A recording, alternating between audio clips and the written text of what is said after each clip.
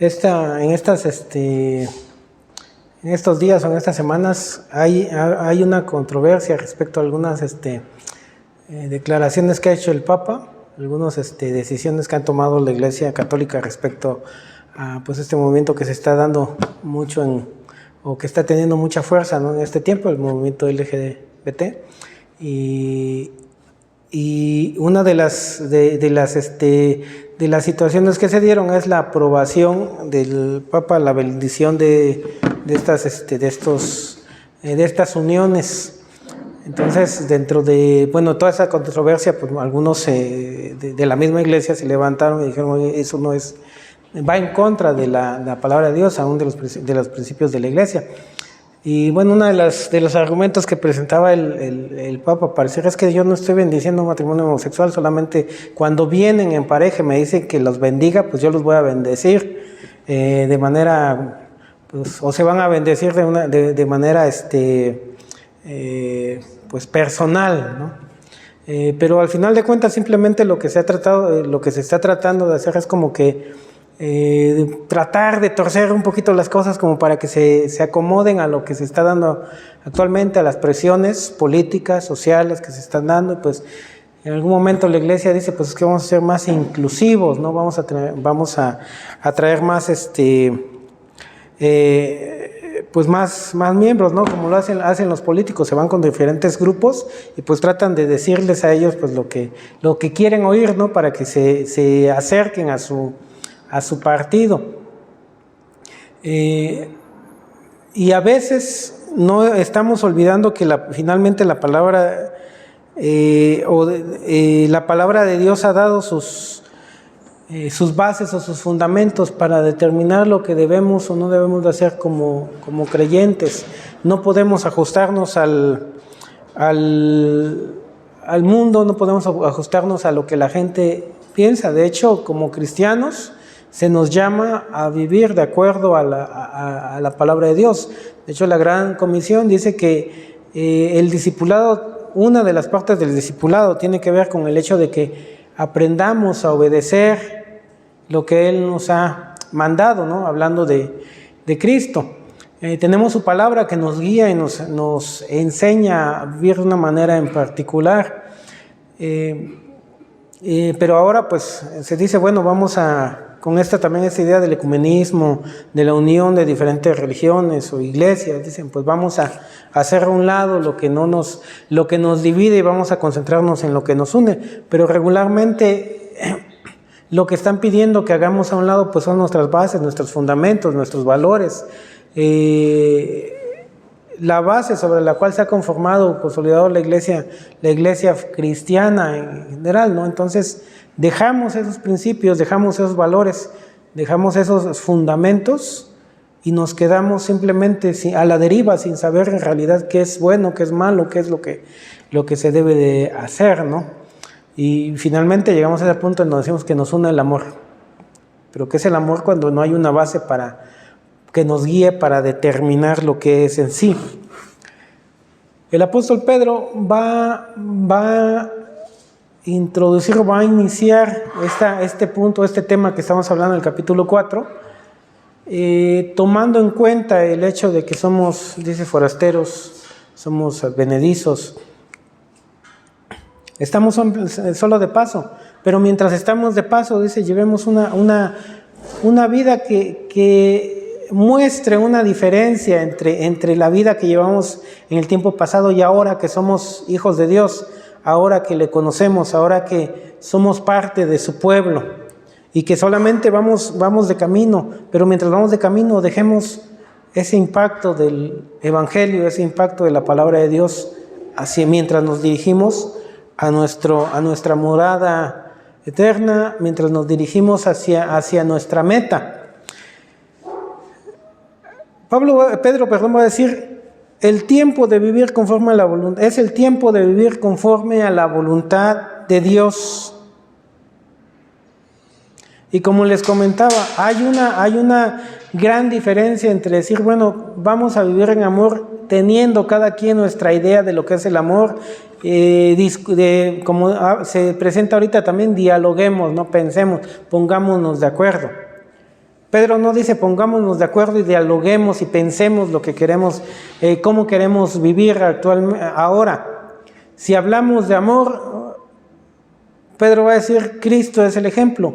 Si hablamos de santidad, Cristo es el ejemplo. Por eso es que le dice o invita a los creyentes a que sigamos el ejemplo de Cristo para vivir de acuerdo a la voluntad de Dios.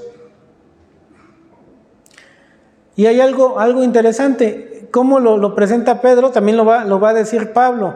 No os conforméis a este mundo, sino transformaos por medio de la renovación de vuestro entendimiento, la forma en que nosotros vivimos, la forma en que nosotros determinamos lo que es justo, lo que es santo, lo que es bueno, lo que es agradable a Dios, está fundamentado, como mencionábamos, no en lo que yo piense, lo que yo crea, sino está fundamentado en la palabra de Dios, está fundamentado en Dios mismo.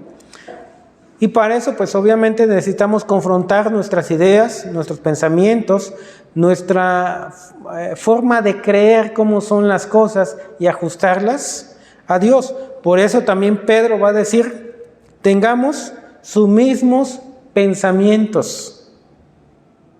Yo creo que hemos escuchado en algún momento eso, ¿no? Cuando empezamos a relacionarnos con algunas personas, de pronto dicen, empiezas a pensar igual que fulano, o empiezas a pensar igual que sultano.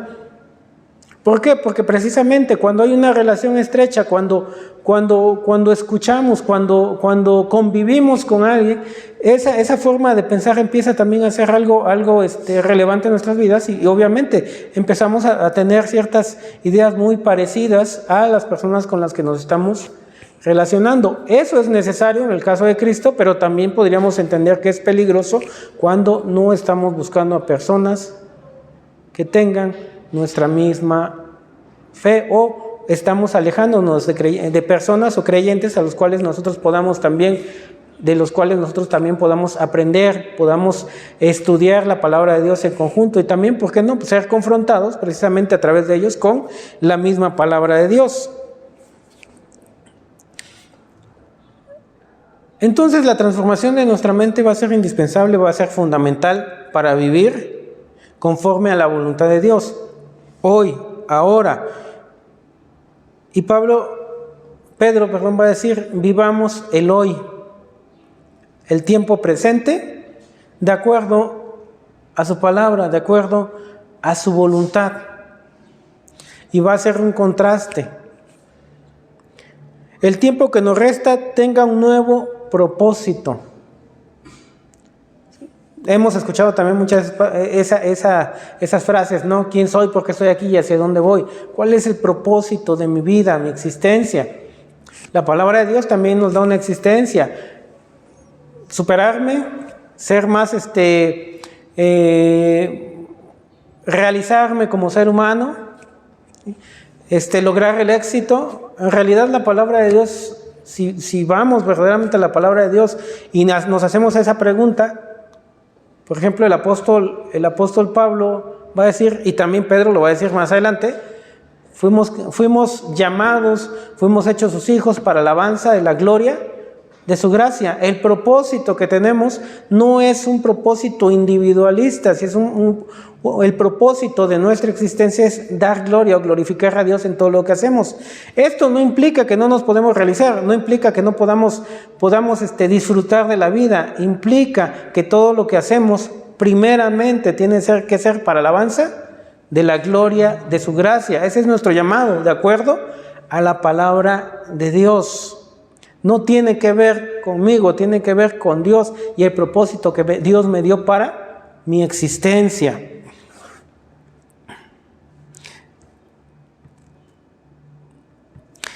Bien.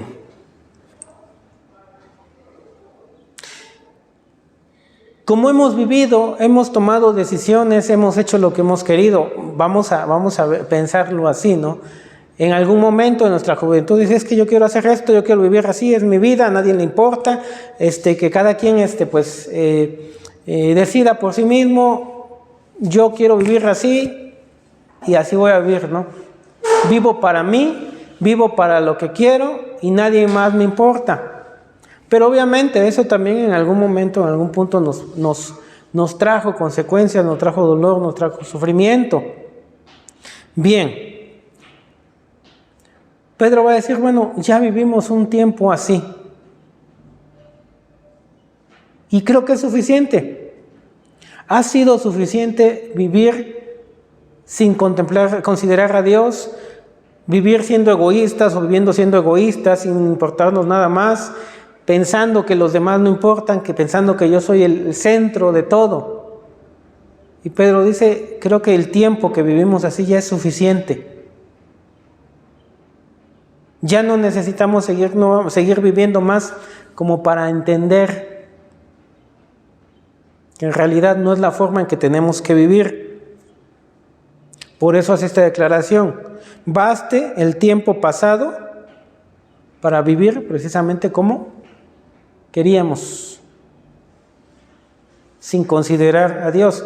Y eso precisamente la invitación que está haciendo es, ya dejen en el pasado esa idea, dejen en el pasado ese concepto que a nadie más le importa, o que su vida es su vida, y que lo demás, lo que piensen los demás bueno, tal vez de usted, no importa, que lo que haga usted solamente le importa a usted. Ya deje de estar pensando usted eso. ¿Por qué? Porque en este tiempo nuestro llamado es a glorificar a Dios en todo lo que hacemos. Y en realidad tenemos que entender, si la realidad no nos ha alcanzado, pues a lo mejor no podemos comprender que, aunque no lo queramos aceptar, todas nuestras acciones afectan a los demás. Y obviamente nos afectan a nosotros, pero afectamos a mucha gente con las decisiones que nosotros tomamos. No es cierto que nuestra vida es nuestra vida y a nadie más le importa. Sí, es mi vida. No es tu vida. Primero la tienes prestada. En segundo, es una administración que Dios te ha dado. En segundo lugar, vas a afectar tus decisiones, quieras o no, van a afectar a los que están a tu alrededor. Y eso es algo que, como les digo, no queremos entender. Si la realidad ya nos alcanzó, ahorita estamos diciendo, sí es cierto, afecta a mucha gente. Puede ser que haya afectado a mi esposa, haya afectado a mis hijos, haya afectado a mis padres, haya afectado a la gente que está a mi alrededor. Afectamos a otros.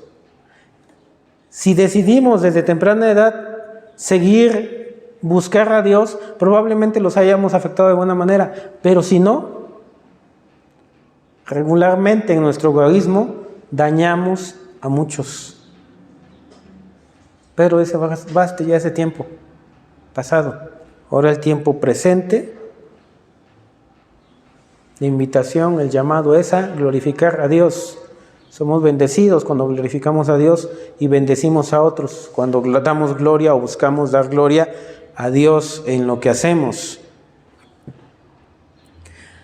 Ahora hay algo que también, y que les comentaba, que está sucediendo en la actualidad, y no sucede solamente digamos en la iglesia popular, no sucede, también sucede en la iglesia evangélica. ¿Sí? Actualmente también hay muchos cristianos o evangélicos que hacen esta declaración cuando hay problemas. Es que lo que estamos buscando es la unidad y la paz, ¿sí? El amor. Pero el amor, y esa es la pregunta que vamos a hacer, ¿el amor en función de qué? ¿El amor de acuerdo a quién? Porque si amor es aceptar todo y voltear para otro lado para no entrar en discusión con nadie, no creo que sea la idea de amor que está presentando Dios en su palabra. El amor es un amor que busca el bien, que no hace nada indebido. Para saber que es algo indebido, nuevamente tenemos que ir a la palabra de Dios para entender el concepto de bueno o malo.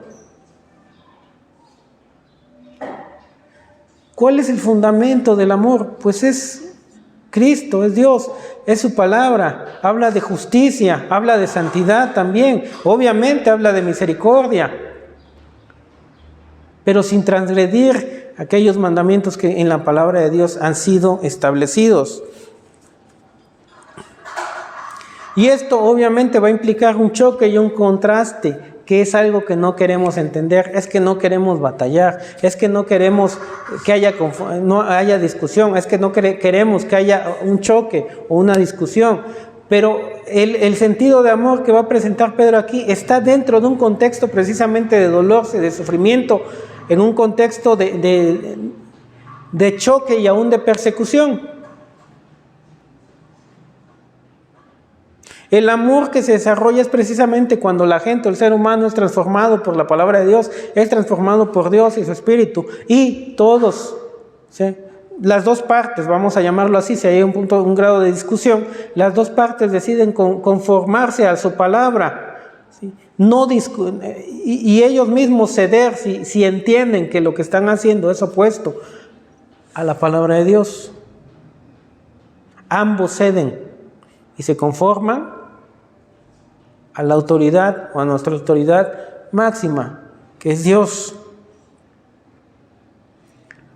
Pero ahora les digo, queremos hablar de justicia, pero no sabemos qué significa justicia. Queremos hablar de amor, pero no sabemos en realidad qué es el amor de acuerdo a la palabra de Dios. Buscamos conceptos en muchos lados, pero pocas veces dentro de su palabra.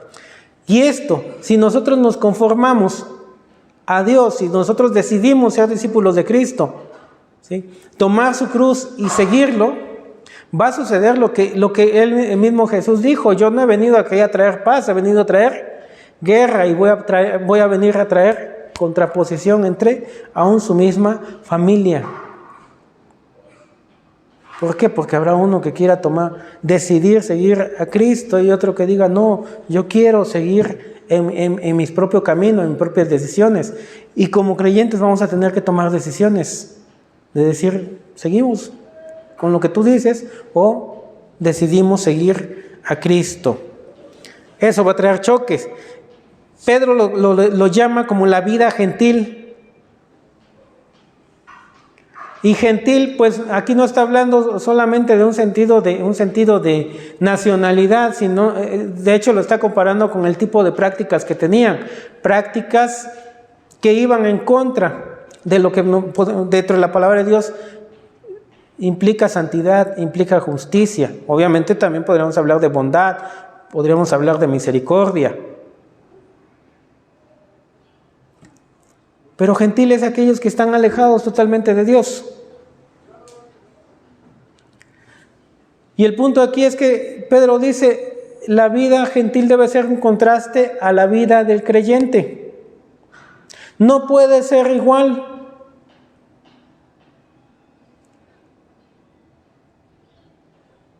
Y nuevamente la idea es sobre aquellos que están practicando cosas que a Dios no le agradan, que viven alejados de la voluntad de Dios. Nunca está diciendo: tienen que ser iguales, tienen que compaginar, tienen que embonar, tienen que llevarse bien. No. Porque si la iglesia empieza a vivir de la misma forma en que vive el mundo, la iglesia habrá perdido su rumbo. Se ha desviado totalmente. Ha perdido o ha hecho a un lado sus bases, sus fundamentos, los principios que la rigen y sobre los cuales ella funciona. Se ha perdido totalmente. La vida entonces gentil, dice, debe de ser un contraste con la vida de Cristo. Produce extrañeza, es decir, esto debe de hacerles raros. Oye, ¿por qué viven así? ¿Por qué son diferentes? ¿Por qué no aceptan esas mismas conductas que para nosotros son normales? ¿Por qué se tratan diferente? Pero desafortunadamente, como les comento, aún tristemente dentro de la vida de la iglesia evangélica, a veces podemos observar que es la misma situación, como aquellos que decimos: es que no conocen de Dios. Pero imagínense si nosotros que decimos conocer de Dios practicamos las mismas cosas. ¿Qué está diciendo el apóstol Pedro aquí? Estamos totalmente perdidos. No hay esa diferencia, ese contraste. No somos luz, como lo dijo Cristo también. No corremos con ellos los mismos desenfrenos. Ahí viene otra, como les digo, va reforzando más, ¿no? Ya nos va ayudando a entender un poquito más cómo viven ellos.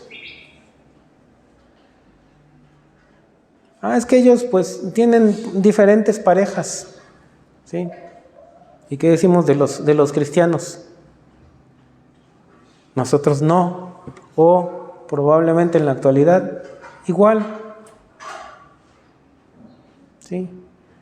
Se casan y se descasan o no se casan para no comprometerse y no casarse, tienen hijos con una persona, tienen hijos con otra persona, son alcohólicos, fuman, se drogan, mienten, sobornan, poniendo todo eso que venimos diciendo, y puede usted agregar más cosas. La pregunta entonces sería, ¿cómo estamos nosotros haciendo ese contraste? ¿O en realidad se diferencia el creyente de aquel que no conoce de Dios? ¿O que le llaman no creyentes? O como dice Pedro, del gentil. ¿Se diferencia? ¿Nos diferenciamos en alguna manera?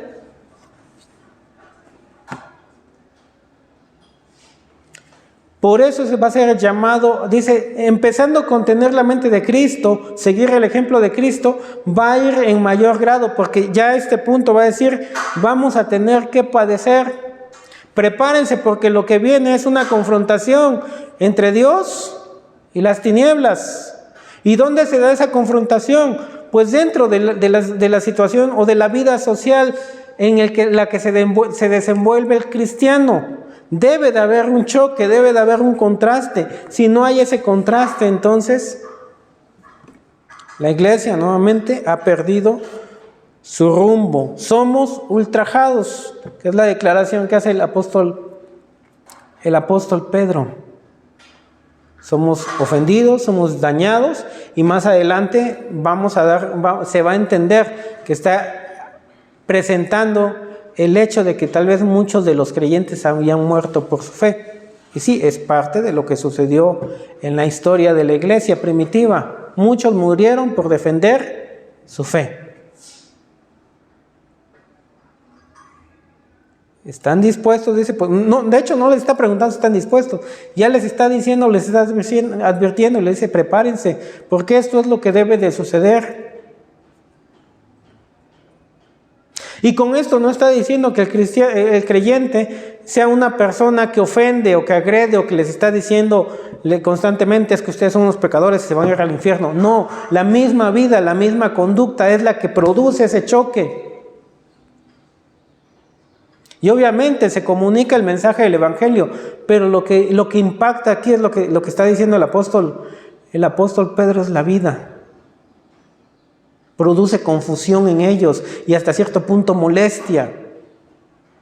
La vida.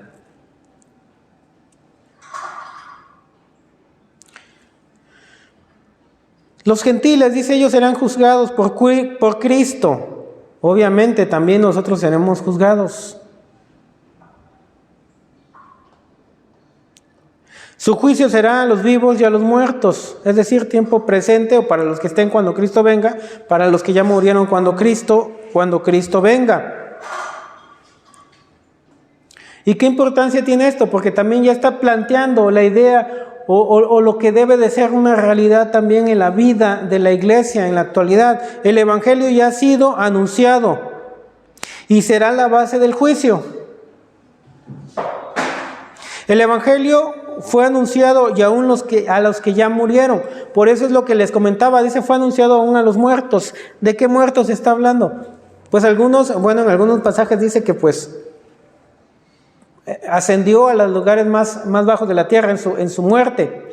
Pero también aquí podemos entender que el Evangelio ya había sido anunciado y que muchos creyentes habían muerto también a causa de la persecución. Ya fue anunciado a los muertos. Es decir, a los creyentes que murieron, ellos fue anunciado el Evangelio y ellos murieron a causa de ese mensaje.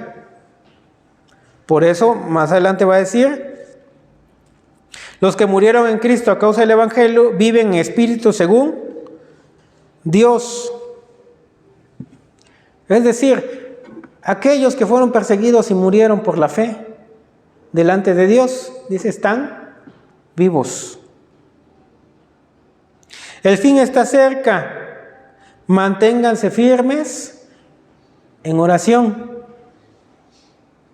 Fíjense desde qué tiempo ya se está anunciando y se está recordando la venida de nuestro Señor, y desde cuándo nos están diciendo tenemos que vivir una vida que caracterice al pueblo de Dios, diferente, en oposición, no igual, no en compañerismo de maldad, sino de impacto, porque podemos entender esto también, que cuando el creyente también está sirviendo dentro de la comunidad, eso también afecta de una manera positiva a esa comunidad. Cuando lo hacemos de acuerdo a los principios de Dios, obviamente va a haber más luchas, más batallas. ¿Por qué? Porque en algún momento aquellos que no conocen de Dios van a pedir que nos desviemos para hacer otras cosas, y van a decir, pues para hacer más cosas y mejores en bien de la comunidad. Y probablemente empiece a haber también lucha, pero el llamado es manténganse firme. Finalmente dice, practiquen el amor entre vosotros. Pero, y es aquí lo que les comentaba, ¿qué es el amor? Si vamos a 1 Corintios capítulo 13, va a ser una lista de las características que tiene el amor de acuerdo a la palabra de Dios. Es sufrir, es benigno, no busca lo suyo, no guarda rencor, no se envanece, no hace nada indebido. Son características que deben de cubrir o deben de estar presentes cuando nosotros decimos que profesamos el amor. Pero sobre todo, Jesús mismo o en un diálogo que tuvo un hombre con Jesús, se presenta también esta misma verdad. Y lo que dice es: amarás al Señor tu Dios con toda tu mente, con toda tu alma, con todas tus fuerzas. Es decir, Dios, el amor hacia Dios debe estar por encima de todo. La lealtad hacia Dios debe estar por encima de Dios. Y la lealtad al prójimo debe de ser en la misma medida en la que nosotros, o el amor en la misma medida en que nosotros nos amamos a nosotros mismos. No es mayor ni es menor, sino igual. Pero ese amor primeramente el amor supremo está en Cristo, está en Dios. Entonces, nuevamente, es importante que entendamos esto. ¿Quién define lo que es amor? Dios. ¿Cuáles son los parámetros? Pues tenemos que identificarlos en Dios.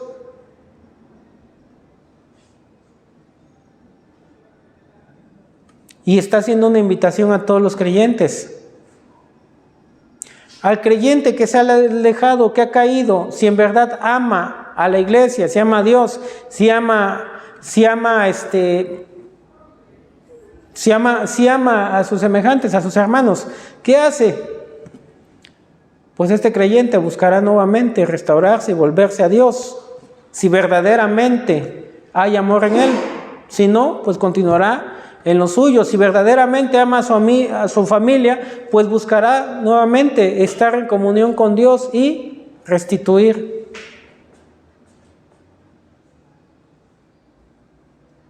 Si el creyente que está viendo, como se dice en la Escritura, el maduro en la fe, ve al hermano y ve que se ha restituido, que en verdad ha tenido un cambio real, pues obviamente lo que se espera pues es que lo ayude.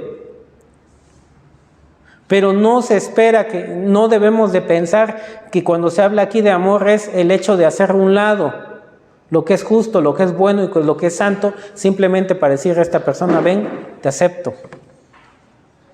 ¿Tienes 2 familias? Claro, te acepto, vamos a convivir con las 2 familias.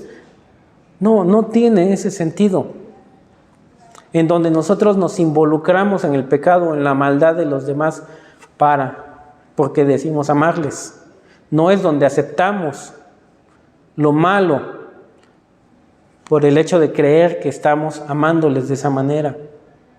Si les amamos, hablaremos la verdad en amor, obviamente. Si les amamos, buscaremos lo que es mejor para ellos, no lo que en algún momento puede ser mejor o gratificante en un momento determinado, sino lo que servirá para su crecimiento y su desarrollo en el transcurso de su vida. En ese sentido, Pedro dice: practique el amor entre vosotros, y es ahí donde dice: cubrirá multitud de pecados. Si verdaderamente nosotros amamos, evitaremos pecar por amor a Dios y por amor a prójimo. Porque nuevamente, repito, cuando nosotros pecamos, no solamente nos afectamos a nosotros, sino afectamos a los que están a nuestro alrededor. Si usted verdaderamente ama, evitará causarle cierto dolor al hermano o a la persona que ama. Sean buenos administradores de sus dones, y es aquí donde viene también parte de la explicación del amor. ¿Qué don tiene usted? ¿Cuáles son las habilidades? ¿Cuáles son sus capacidades? Bueno, desarróllenlas y administrenlas bien, sirvan correctamente de acuerdo a esos dones que usted tiene. Y finalmente enseñen la palabra para que Dios sea glorificado. Entre creyentes, ¿cuál es ese fundamento? No, la palabra de Dios no, porque a lo mejor es muy aburrida. La palabra de Dios no, porque pues hay ciertas cosas que a algunos no les van a gustar. No, Pedro dice que el fundamento, la base tiene que ser la palabra de Dios y tiene que ser enseñada dentro de la iglesia. Y debe de ser enseñada correctamente. ¿Para qué? Porque esto derivará también en una buena práctica, o debería derivar en una buena práctica del creyente, una buena aplicación de la palabra de Dios. Si nosotros entendemos la palabra de Dios, comprendemos la palabra de Dios y la llevamos a la práctica en nuestras vidas, Dios es glorificado en lo que nosotros hacemos.